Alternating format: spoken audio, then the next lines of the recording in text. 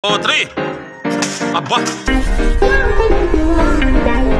Hello guys. Ayan. Ngayong umaga meron tayong panibagong technique na naman ng idol ng spring throwing natin mga idol. At tayo na ngayon nyo ulit mag-target. Ayan, gamit ang ating kunay doon sa strike board. Ayan. Kasi kailangan natin mag-exercise. Nawasak na to aking strike board. Hindi tayo makakabili pa lang. Kaya tayo nag-improvise sa mga ganitong strike board. At dahil mainit nga din yung mga idol sa labas, ay tinatamad tayo din mag-strike. Ayan. Hindi sa ating strike board sa punong mangga. Kaya naisipan natin na dito na lang sa loob. Kasi ano lang naman, konting sprint throwing lang naman. So, tara, practice tayo mga idol. What's up, yo? Yeah, panibagong vlog mga idol. Nandito tayo sa panibago nating style ng spin throwing mga idol. Kaya natin yung pagganito. Yan, pagganito ng hangis. Natin. Bagong style. Effective mga idol. Ano rin yun.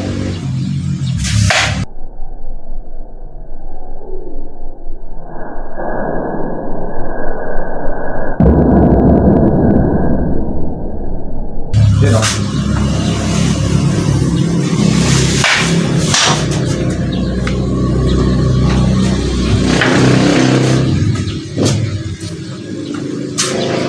Ang kagandahan kasi mga idol, nakaganito siya. Yan. Yan, kaganyan. Ibig sabihin, naka-simple lang. Kahit ikaw naka-ganyan lang, kala nila wala kang dala. Yung pala may kargada ka. Kasi pag pwede mong nakatalikod ka, pwede mong ihalo.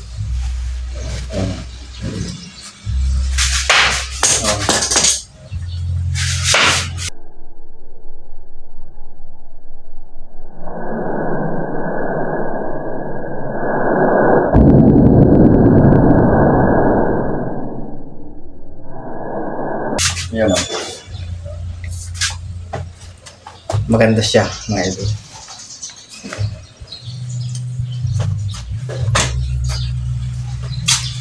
Makuha mo lang yung eksaktong niya. Eksakto niyang balance mga idol. Simple lang. Kita niyo.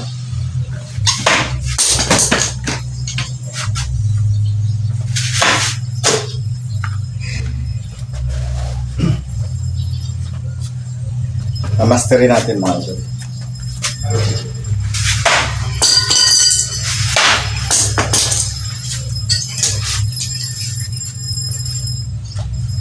Bali pa 2 weeks ko pa natin yung exercise.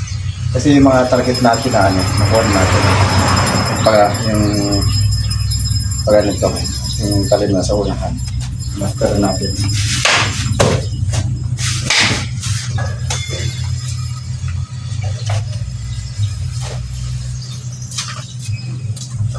Nakuha na rin natin yun. At yung pagganito, nakuha na rin natin. Yung nasa loob ng talit. Pero sa ano pa rin.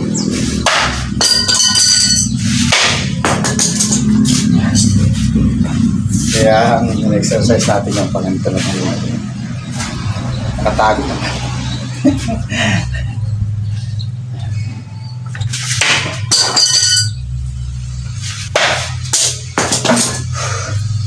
Medyo masakit lang sa kamay. Pero ayos din. Maganda rin ensayo. Salamat sa inyong panonood. Diyos Official Vlog. Update lang tayo sa ating panibagong vlog mga idol. Sa ating pag-strike ng kunay. Ayan. Medyo malayo. Basag ng ating strike board.